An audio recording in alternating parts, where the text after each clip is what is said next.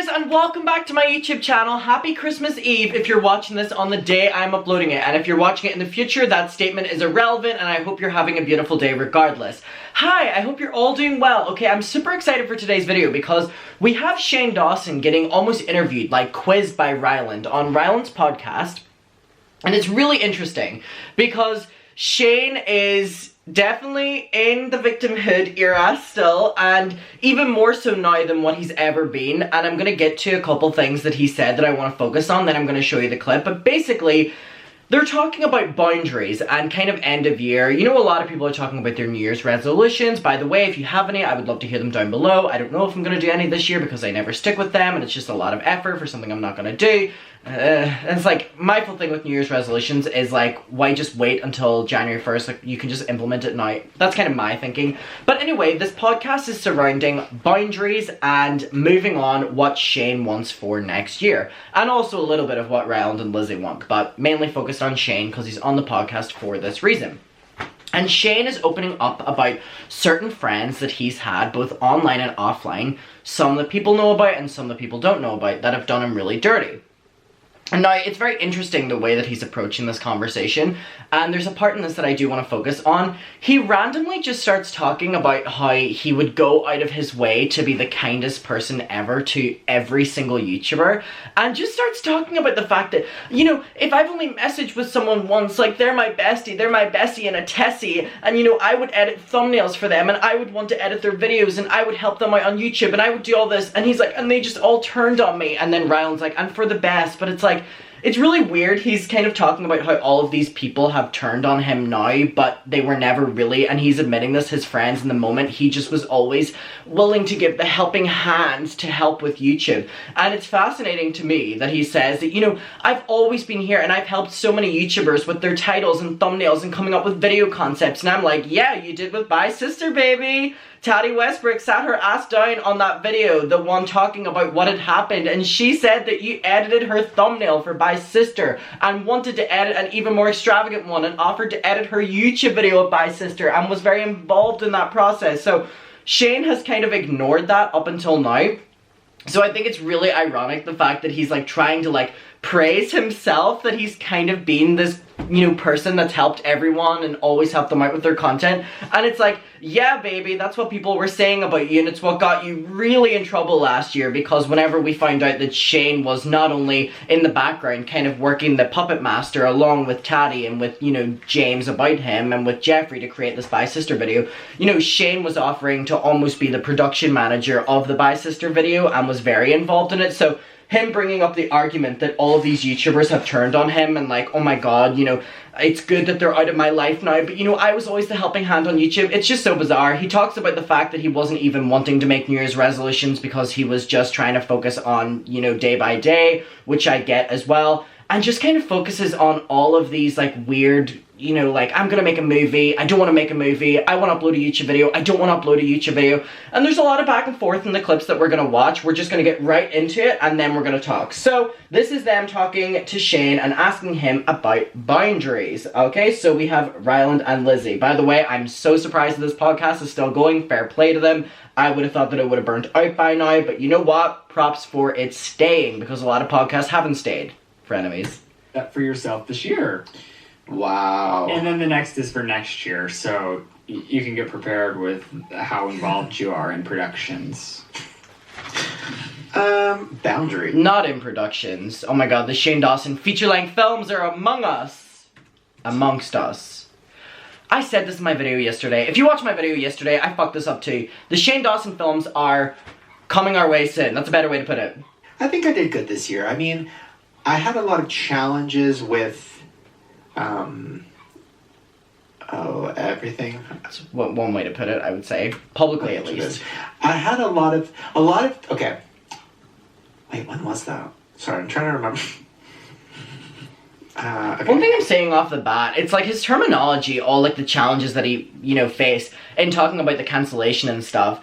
I literally used to sympathize with these people whenever they would talk about their cancellations and stuff, but whenever you really think about it, they're basically just getting, you know, backlash for things that they've done, things that have helped their career, things that they've done to exploit different people, to mock them for content. And so I really don't feel sorry for him at all, and nor would I feel sorry for anyone who's going to come on here and talk about, you know, how challenging of a year it was whenever they're talking about being cancelled over things that they've done themselves and no one has forced them to do. So my sympathy with these people as months goes on, minimal. Just being honest. Sorry, I was trying to remember a specific moment that happened that was like a low for me, but that was actually 2020. I basically have created a lot of boundaries with people, with myself, with a lot of things, and I feel like I was always really bad at that, and now I feel like I'm good at that. That didn't answer it. Kind of boundaries. That's good, I guess. I mean, it's isolating. I mean, that's the thing, and that's what my therapist said was like, if you create boundaries with people and they kind of go away, like those people go away, you don't want people around that don't respect your boundaries anyways. And this isn't like tea, this isn't people. I know he's saying here that it's not tea and it's not drama, and he kind of insinuates later on that, like, you don't know these people because people are obviously gonna jump to say that this is about Trisha. I still think it's about Trisha. I think they were one of the biggest YouTube friends online together, and they were a really big friendship, and that was a big, you know, moment where Trisha was ride or die for Shane until she wasn't. So I still think that he's talking about that, but I want to know who you think he's talking about. He does go on to elaborate that everyone dropped him, and again, I have no sympathy whatsoever, but we'll go on. You guys know, there's a lot of people, just in general, that I think over the years, you know, like if they text me, I text right back, and if they, you know, I'm always like trying to do a million things, and, you know, I think when you set boundaries, if people cross them, yeah, and I think you just have to tell them. It's a clean slate. I mean, especially we moved states. It's a clean state for us to start fresh and build healthy relationships with good boundaries right out of the gate, you know? I'm so curious to know how Ryland's existing not within LA anymore. You know, I'm pretty sure whenever I was watching their videos for one time, like when we were watching one together, Ryland was talking about how... Oh, yes! Ryland was saying how Shane wanted to move to Colorado because it was like a slower life, closer to family, Ryland's family, and out of the LA toxic scene. And Ryland was complaining because he's from the area that they've moved back to, and Ryland feels like he's almost taken huge steps moving to LA and doing all these career moves, and he feels that moving back to said place is a huge step back in his life and publicly, and was kind of saying how it's a great thing for Shane, but not for him. And again, Ryland to me is just LA, like the way he acts and the way he, you know, goes on with what he loves and what appeases him. So I'm really curious, if anyone watches their podcast consistently or their videos consistently, how is Ryland talking about this new move? Because they're like farmers now, don't they all? Yeah, I think so too. I think I'm pretty good with boundaries. I think... You're too good with boundaries. Yeah, all of us are cold out here. Yeah, hi. I mean, it's isolating. But yeah, I think over the years there was a lot of scenarios where, like, I mean, I would literally make YouTubers who I wasn't even friends with, like, they would text me and I would make them thumbnails or, like, give them video ideas. Are we supposed to clap? Thank you, Shane. I don't know how we're supposed to react to that, because he's obviously saying it so that we're like, oh my god, he was so kind and compassionate to all these people who didn't even care for him. But it's like, number one, if you're offering it, then that's on you. And I don't know how we're supposed to react to this. Like, Jesus, let's talk about you fucking being the mastermind, creating title, thumbnail, everything, tags, fucking descriptions on the Bye Sister video. That was one that you helped out with. Or, like, give them notes on videos. These are YouTubers who I never even hung out with in person before. But, like, they just knew, like, well, Shane will help. And now, all those people turned on me. For the most part. Do we offer our sympathy? No. Which is a blessing, but yeah, also, like... And if you reframe that, all those people, all those parasites are no longer sucking your blood. I normally like Lizzie, but... Lizzie... I know that you're in the circle now and you make your money through this and stuff like that, and all love and all, like, no disrespect to you, but the fact that you're describing people dropping Shane for being exposed to his content that was, you know, hidden in the archives, right? That was so offensive, so degrading, so disgusting, so against any social media's policies.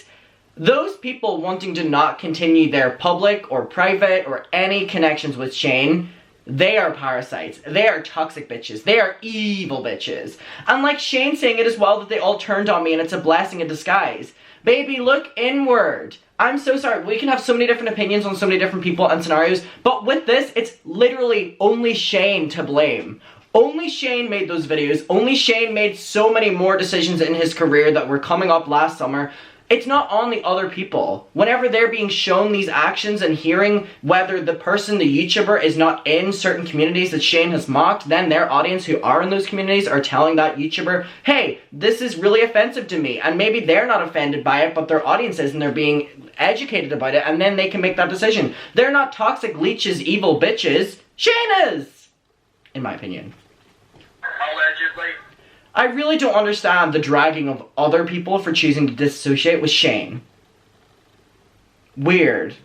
Well, and I think... Yeah. But I'm also not letting... And that's the thing. It's also my fault. It's like, yeah, I was offering help. I was doing... Do we hear that? He said it was my fault. So whenever I watched this for the first time, I thought that he was taking accountability for people dropping him. Because that's exactly what he should be doing in this conversation right now. Because he's giving more context. But no... He's basically trying to get more sympathy for the fact that he was so kind helping out these people who in the long run did not care about him.